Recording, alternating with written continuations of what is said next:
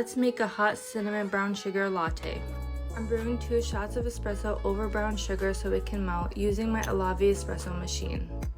This espresso machine right now is on sale for $99. You can't beat that price. And honestly, I really recommend it for anyone who's looking for a real espresso machine but also is user friendly.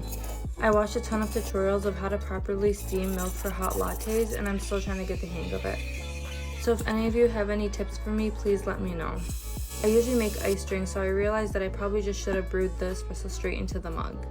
I tried to make some latte art, but the milk consistency wasn't right, but overall the drink tasted amazing. I definitely recommend this espresso machine. This drink tasted amazing.